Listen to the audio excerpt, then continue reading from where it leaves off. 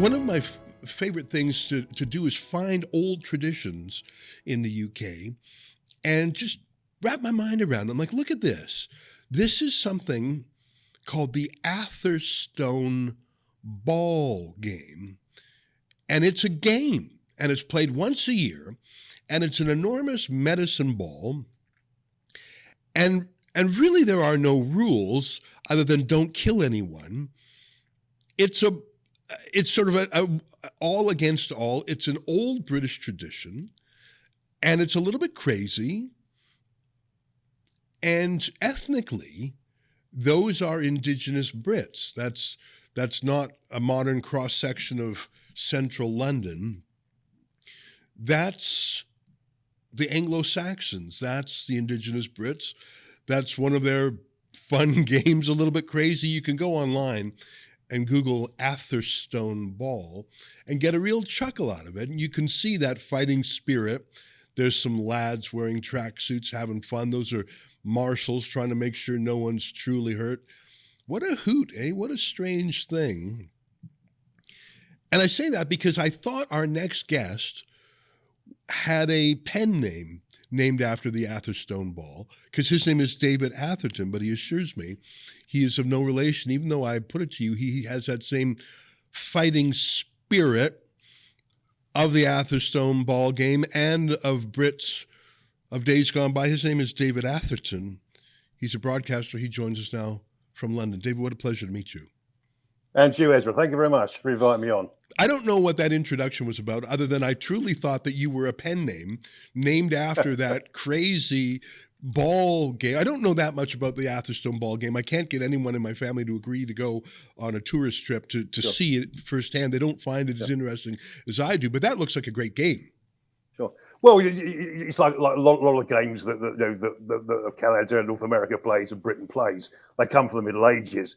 In fact, that game played in Atherstone. It was typical of the games that were played within village. Often it was village against village. The idea was to take your ball or your object from one village to the other, and the other team does the opposite end of it.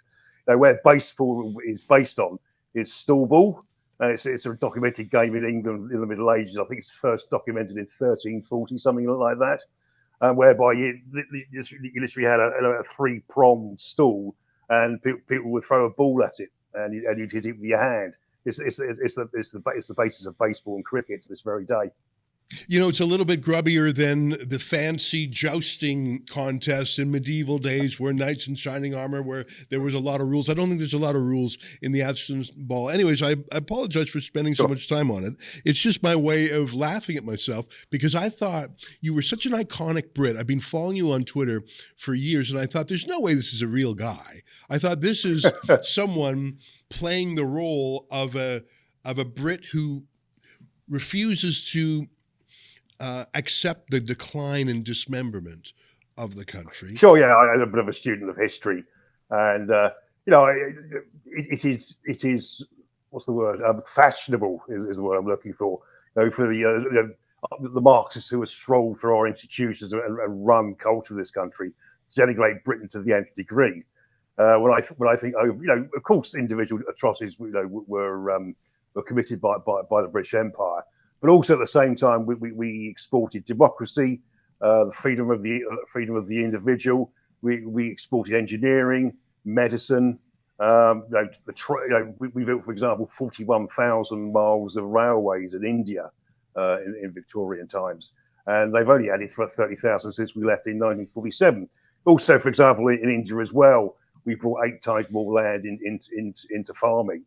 And in the time that Britain was in India, the population doubled. I think we've done a lot of good for the world, and most of the places that we have gone to, we have left something behind of our English and British common law. Yeah, I think you can track pretty much the most successful newly independent countries of the world are the ones that were under British government. I mean, even the Middle East. If you look at the contrast of the Spanish and the Portuguese empires of South and Central America, many only recently became vaguely democratic in the 1970s, and much of South America is still run by despots and and dictators. You look at the way how easily Brazil has turned into a bit of a tyrannical type. They banned X, they banned free speech, and I think they banned Bolsonaro for the next election as well.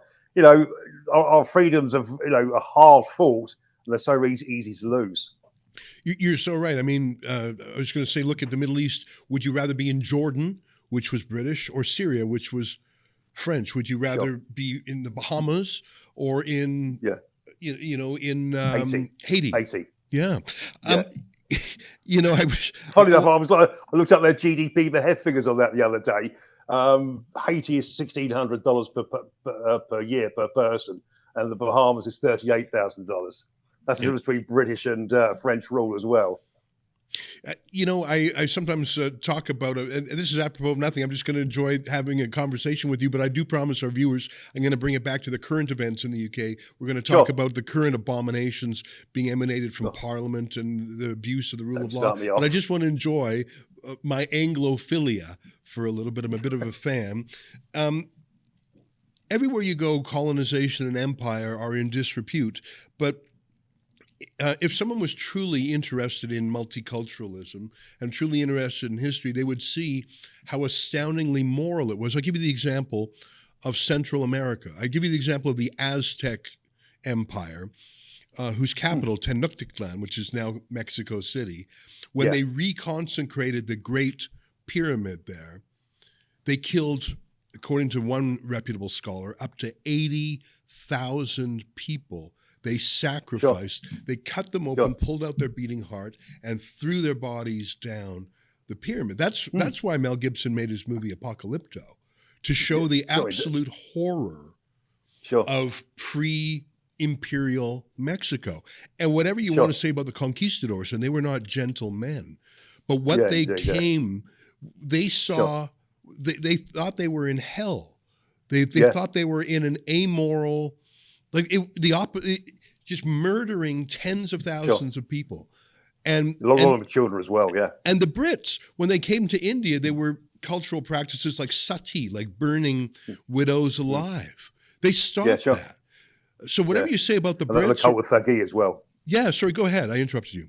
Yeah, the cult of Thagi. There were people in India that thought... so it's where we get the word thug from. They're Indians, who thought they could go around murdering and maiming people at will, and it was the British who put a stop to it. And as you say, with Sati, the widow who was alive was burnt at the stake with a dead husband. That's only one of the few things culturally we interfered with in India. We never touched the caste system or anything like that. And I think India, for example, had about no more than 10,000 civil servants and something. Sorry, I think 10,000 civil servants ran the empire, and there were only about 100,000 troops in India, for a population of something like 300 million. I always think that in countries like India, the British ruled with a great deal of consent from the population. They saw honest government come in. So if someone took your house or your land off you, you go and speak to the local commissioner, and he'd give it back to you. If you've got the deeds to their house and you've got evidence that it is yours. Whilst some previous time, someone took it off you, there was nothing they could do about it at all. My favorite poet, other than Shakespeare, of course, is Rudyard Kipling. And if I'm not mistaken, he was born in India and deeply loved the place. Now, he uses some language that we don't use these days. He was more blunt about race. But anyone who thinks he didn't love Indians hasn't read his poem Gunga Din, where he praises an Indian water carrier. The last line in the poem, "You're a better man than I am, Gunga Din." But so I'm gonna read a line from his poem called "The White Man's Burden," and you would never use that phrase in 2024, but it's basically what the British, in his mind, were trying to do in India. Take up the white man's burden, the savage wars of peace, fill full the mouth of famine, and bid the sickness cease. And when your goal is nearest, the end for others sought, watch sloth and heathen folly, bring all your hopes to naught. And it goes on like that about the best people of the UK should be sent around the world to fight famine, to fight disease, to build things up, to end, like, And he called it the white man's burden. And the Sure. other side would say, well, you're enriching yourself. Well, Sure, indeed, yeah. and it would be true, but they enriched every country they attended even more than they enriched themselves. Well, indeed, five out of the top 10 wealthiest countries in Africa were originally part of the British Empire.